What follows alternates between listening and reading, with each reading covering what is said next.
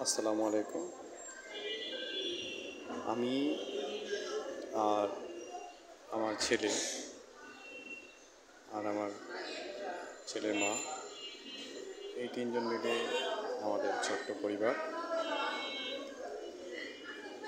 আমার ছেলের বয়স যখন আনুমানিক 18 মাস, তখন আমরা জানতে পারি যে আমাদের ছেলের অটিজম রয়েছে, তাও আবার সিভিয়ার লেভেলে। আমরা স্বভাবতই খুবই দুশ্চিন্তাগ্রস্ত হয়ে যায়, দিশেহারা হয়ে যায়। আমরা বুঝে উঠতে পারি না আমাদের কি করা উচিত। আমাদের বিয়ের খুব অল্প সময়ের মধ্যে আমাদের সন্তান আমাদের ঘরে আসে। আমাদের প্রথম সন্তান সাইফান।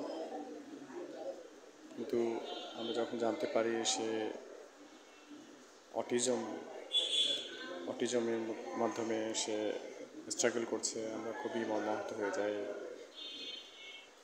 পরবর্তীতে আমরা এর সুরাহা খুঁজতে থাকি, এ থেকে পরিত্রাণের কোনো উপায় আছে কি না সেটা খুঁজতে থাকি।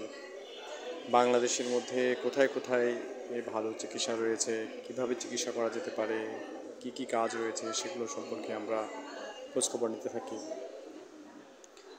এরপরে আমরা বিভিন্ন থেরাপি সেন্টারে ঘুরতে থাকি। পিজি হসপিটালে, ইপনাতে আমরা যাই, বিভিন্ন চাইল্ড স্পেশালিস্টের সঙ্গে দেখা করি।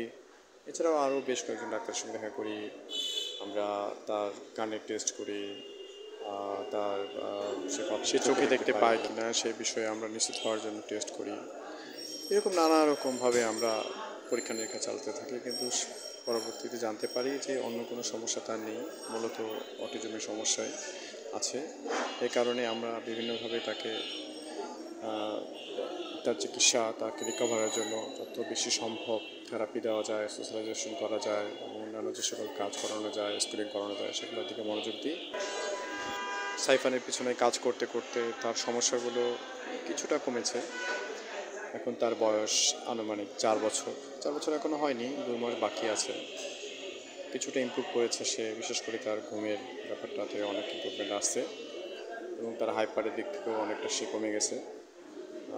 রেসপন্সও অনেক বেড়েছে, আই কন্ট্যাক্ট বেড়েছে। ইনশাল্লাহ আমরা আশা করি সে সুস্থ হয়ে যাবে। আপনারা সবাই আমাদের সন্তানের জন্য দোয়া করবেন, ভালো থাকবেন আর নিজের সন্তানের দিকে মনোযোগ দিবেন, কাজ করবেন। আসসালাম।